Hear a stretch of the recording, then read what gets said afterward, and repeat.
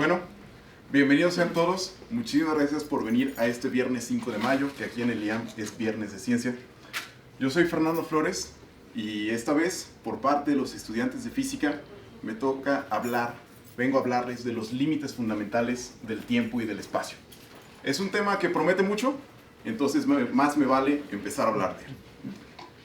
Primero, antes de empezar a desenfundar la ciencia, tenemos que pensar en la forma en que nosotros experimentamos el mundo. Quiero que piensen en nuestro sentido de la vista. Con nuestra vista, nosotros podemos estudiar una gran parte del mundo. Podremos ver eclipses en el cielo, pero hay cosas que no alcanzamos a ver con nuestros propios ojos. Y nos ayudamos de telescopios, por ejemplo, para ver constelaciones, para ver cuerpos celestes, que a simple vista no están disponibles. Eso podemos decir porque están muy lejos. Pero cosas que están tan cerca como la palma de nuestra mano, tampoco las alcanzamos a ver muy bien. Para mí sería imposible describir dónde quedan las células de mi mano, mucho menos describir qué forma tienen las moléculas de carbono que la forman. Entonces, nosotros, así como nos ayudamos de telescopio, nos ayudamos de ramas de la ciencia, en este caso de ramas de la física, de la biología y de la química, para poder describir todo lo que nuestros ojos no ven. Pero es incluso esas ramas de la física de las que tanto nos apoyamos y que tan bien nos ayuden para ver nuestro alrededor, tienen sus límites. Hoy voy a hablarles quiero que pensemos en tres ramas en particular de la física, que en conjunto logran dar una descripción muy completa de casi todo el mundo que nos rodea: la gravedad, la mecánica cuántica y la relatividad. Hoy les voy a hablar de qué establece cada una de estas ramas de la física, qué promete, qué describe, qué problema resuelve. Y después voy a forzar situaciones o forzar experimentos en las que una por una estas ramas de la física fallen y dejen de ayudarnos. Después voy a plantear una situación muy ad hoc en la que provocaré que todas estas ramas de la física fallen al mismo tiempo. Encontraré un sitio donde la descripción de estas ramas de la física es insuficiente. No podemos describir de qué hablan estas ramas. Y después encontraré que esa falla de estas tres ramas en conjunto, implica un límite fundamental en el tiempo y en el espacio. Comencemos. La primera rama de la física de las que le voy a hablar es la gravedad. La gravedad plantea algo muy sencillo. Cualquiera dos objetos que tengan masa van a sentir una atracción hacia ellos. Entre más grande sea el objeto, más grande va a ser la atracción. En realidad, la gravedad es una fuerza bastante débil. La única razón por la que nosotros nos atrae la Tierra es porque la Tierra tiene una masa enorme. Pero yo no siento atracción gravitacional por la persona que está sentada frente a mí.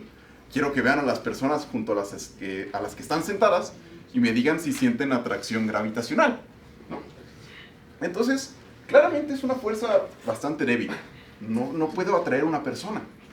Sin embargo, la fuerza de gravedad, así de débil, es la responsable de la formación de planetas, sistemas solares y galaxias. Pero bueno, algo útil para representar la gravedad es una breve ecuación, que simplemente nos dice que la fuerza de gravedad es proporcional a la masa de un objeto.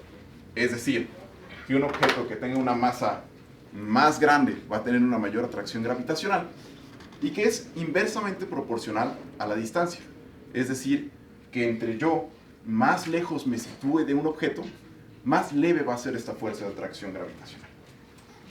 Pero bueno, basta de hablar de cosas bonitas de la gravedad. Vamos a hacerla fallar. ¿Dónde vamos a encontrar la falla de la gravedad? Primero, notemos que la gravedad es una fuerza de la que yo puedo escapar. Si yo estoy en la superficie de la Tierra, puedo utilizar un cohete para escapar a la Luna, para escapar a Marte, para escapar a Júpiter, para explorar otros planetas. Lo único que tengo que hacer es alcanzar algo que se llama la velocidad de escape, que por ejemplo para la Tierra es 11.8 kilómetros sobre segundo, que la alcanzamos con relativa facilidad con algunos cohetes. Pero incluso puedo escapar de cosas que tengan mucha más masa, como el Sol. La velocidad de escape del Sol, como tiene una mayor masa, va a requerir más energía y es de 617 kilómetros sobre segundo. Pero aún así es algo que podemos alcanzar.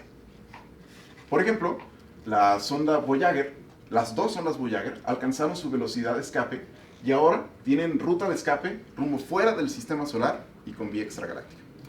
Noten que aunque yo les prometo que la velocidad de escape del Sol es de 617 kilómetros sobre segundo, la velocidad máxima que alcanza la sonda Voyager es de unos 40 kilómetros sobre segundo. Y eso es porque la velocidad de escape del Sol se mide iniciando en la superficie del Sol. Y la sonda Voyager no inicia en la superficie del Sol, inicia desde la Tierra, que está mucho más lejos, y entonces su velocidad de escape es mucho menor.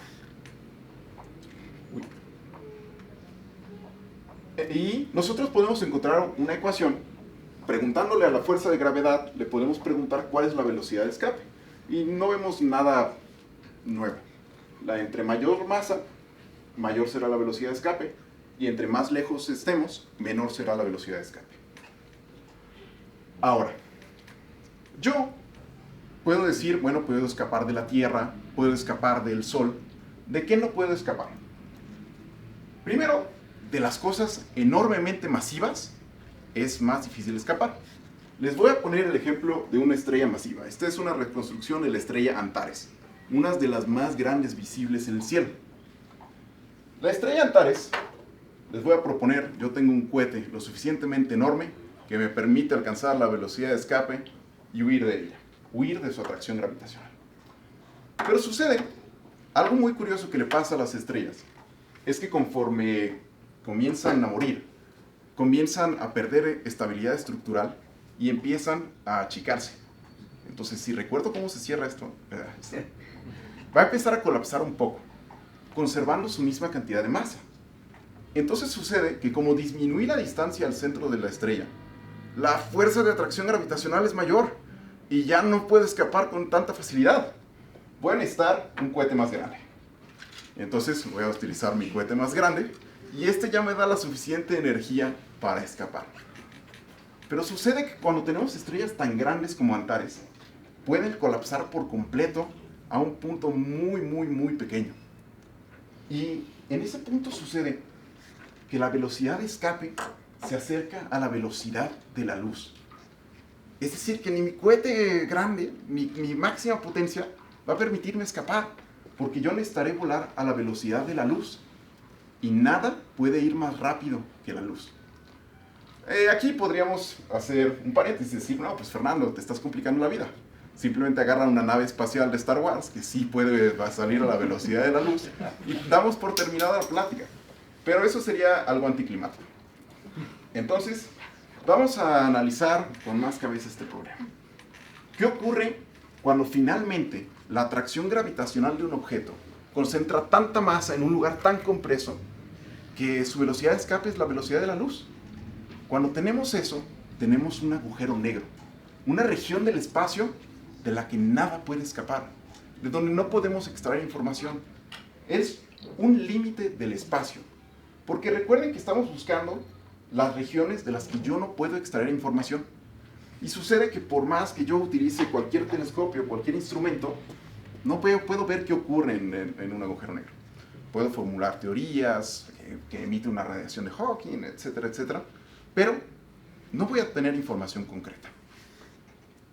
Algo que también nos va a ser útil es encontrar una pequeña ecuación que nos dice exactamente dónde empieza a fallar el espacio.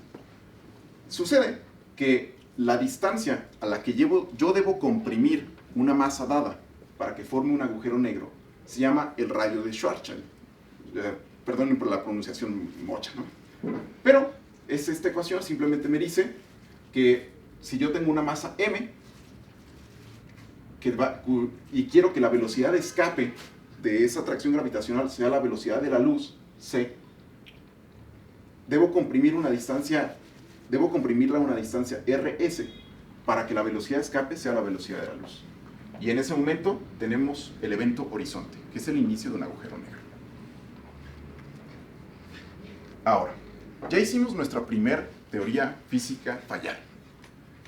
Tenemos que pasar a la siguiente teoría física, la mecánica cuántica, o la ciencia de describir el mundo microscópico. Y yo voy a proponer un experimento microscópico que a esta ciencia, que es la más precisa que tenemos para describir lo minúsculo, no me pueda describir algo minúsculo. Voy a hacer algo minúsculo a lo minúsculo. Y algo tan pequeño que ni la mecánica cuántica pueda describir. Pero comencemos hablando de qué nos propone la mecánica cuántica. En su primer postulado más básico, la mecánica cuántica nos dice que la energía, en el mundo microscópico, en lo más pequeño, ¿ok? Porque luego hay muchas estafas que dicen lo contrario. Pero en el mundo microscópico, la energía está cuantizada. Es decir, que solo puede existir en niveles. Y si yo quiero ganar energía, en vez de ganarlo poco a poco, lo que debo de hacer es un salto. Podemos ver que un electrón que orbita los niveles de un protón, de un átomo, para poder pasar de un nivel a otro, tiene que ganar energía en un salto, y lo gana en forma de un fotón. Entonces, la energía solo existe en niveles discretos.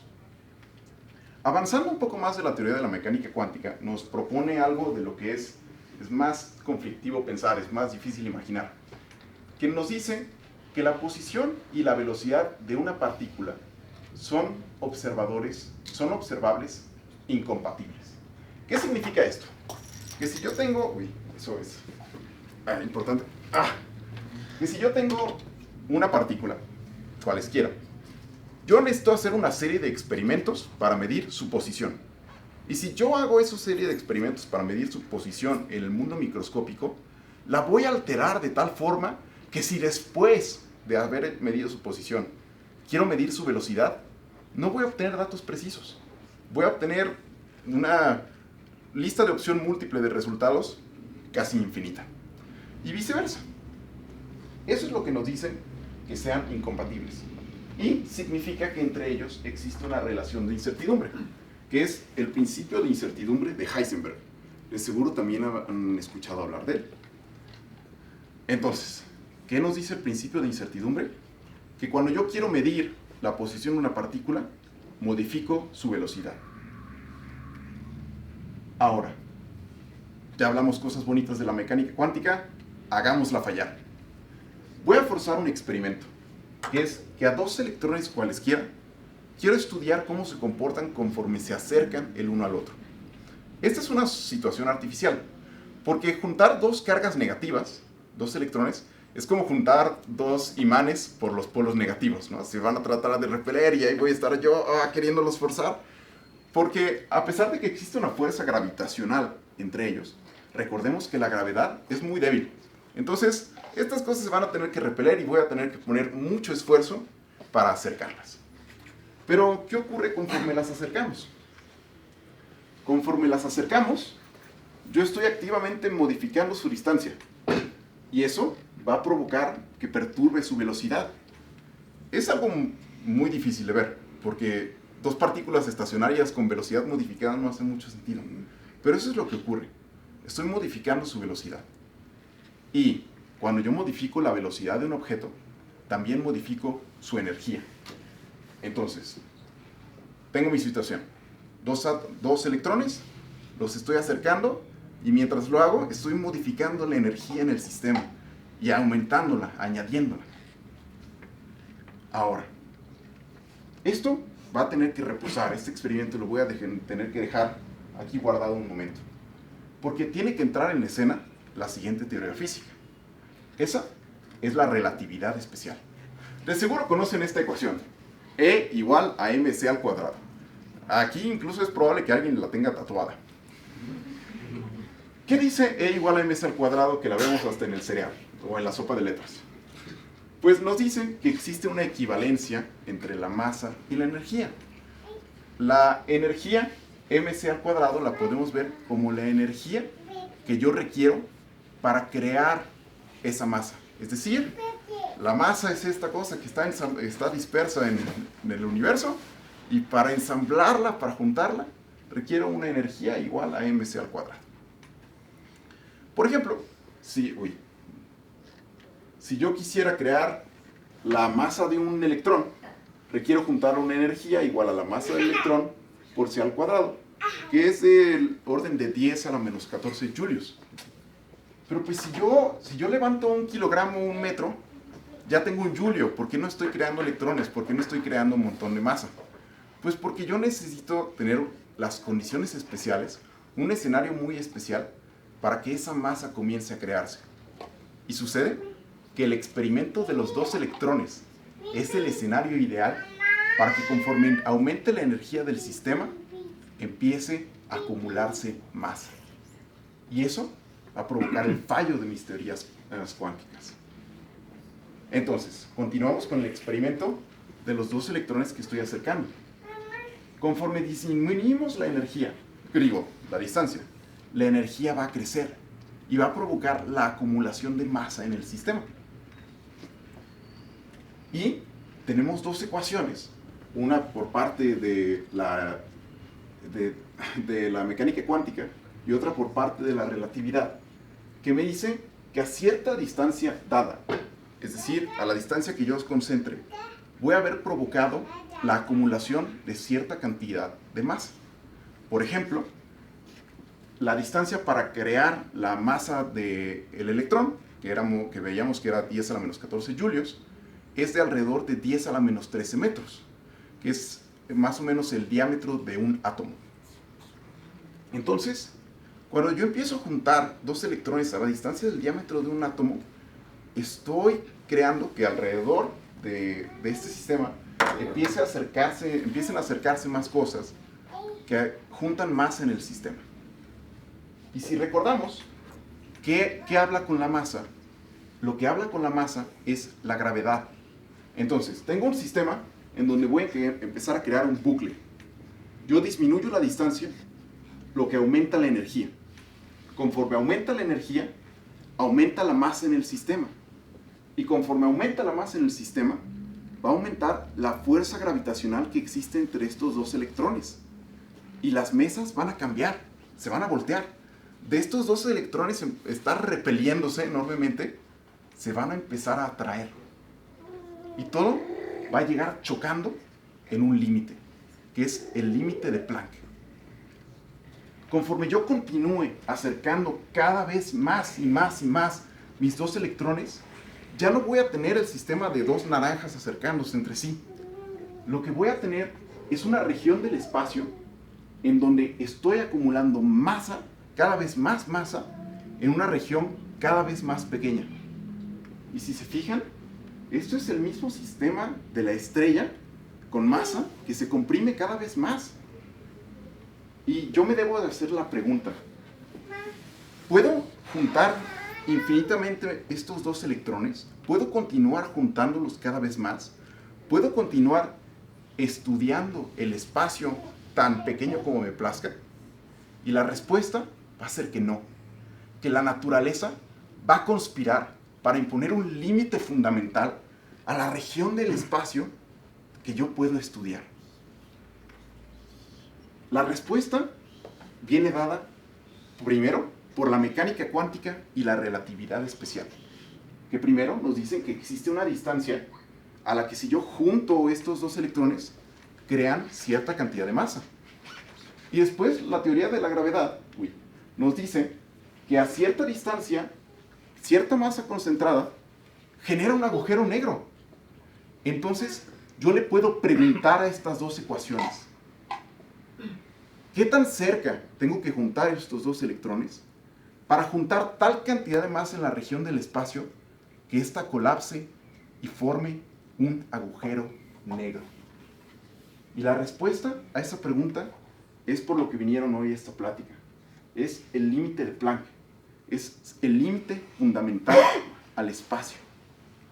Es este punto el que yo, tratando de acercar más mis electrones y continuar estudiándolos, se juntó tanta masa que el sistema colapsó en sí mismo y formó un diminuto agujero negro.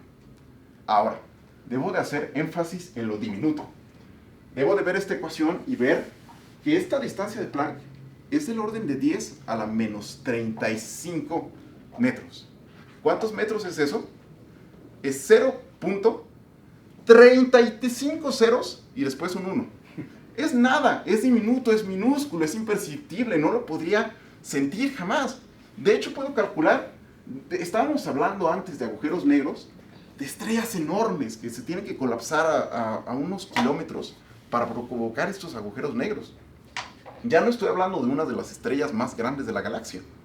De hecho, ¿de cuánto estoy hablando? Le puedo preguntar a esta ecuación, ¿cuánta masa necesito para crear este agujero negro? Se llama la masa de Planck. Y resulta que es del orden de 22 microgramos. Eso es más o menos la masa que hay en el huevecillo de una mosca. Y con esa masa comprimida a esa distancia, yo crearía un minúsculo, diminuto, imperceptible agujero negro. Entonces, a nosotros nunca nos va a afectar eso. Lo único que nos dice, literalmente, para lo único que se está creando ese agujero negro, es para conspirar y que nosotros no podamos estudiar esa región tan pequeña del espacio. Es el límite fundamental que nos pone la naturaleza. Ahora, he puesto algunas ecuaciones a lo largo de la presentación, pero quiero que vean en esta ecuación qué es lo único que nos queda. Nos queda esta expresión. De seguro estas letras se preguntan qué son, ¿no? Nada, no es masa, no es velocidad, no es distancia. Lo que son puras constantes fundamentales que surgen en cada teoría.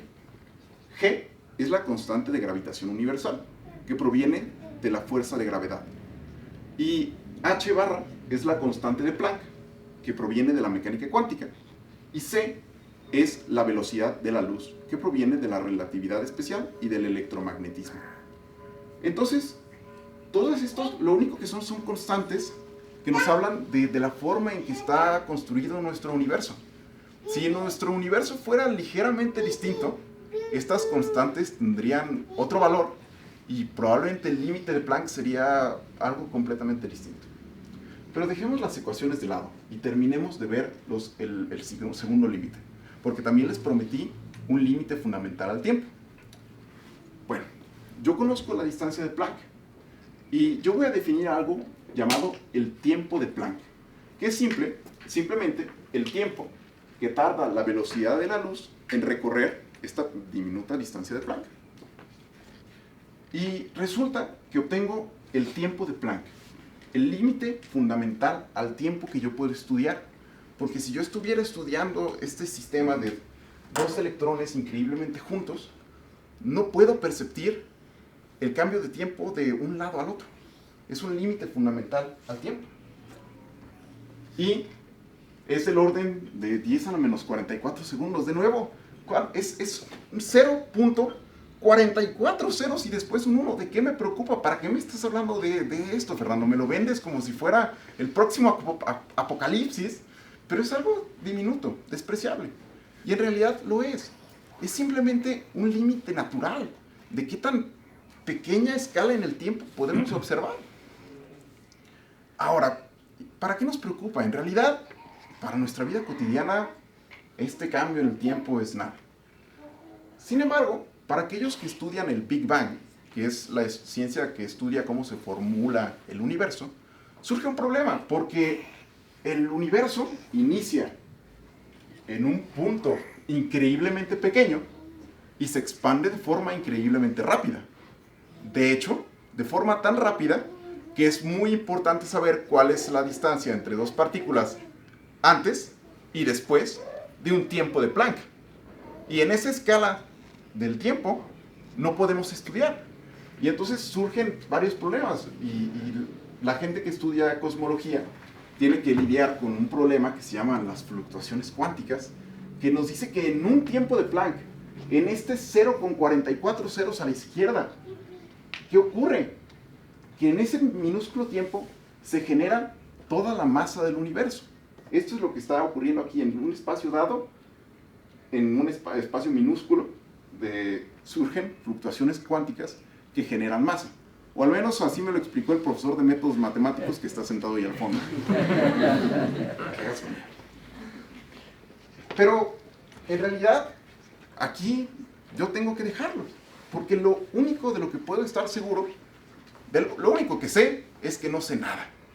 Lo único que sabemos es que estas escalas extremas no tenemos idea de qué ocurren. No podemos ver adentro de un agujero negro. No podemos ver a la mitad de un tiempo de Planck. Y lo que requiere la física y los físicos que siguen, porque a mí para esto no me da la cabeza, es formular, es tomar el reto y formular una teoría física que atraviese, que rompa estos límites fundamentales del tiempo y del espacio. Por mi parte, es todo. Muchísimas gracias.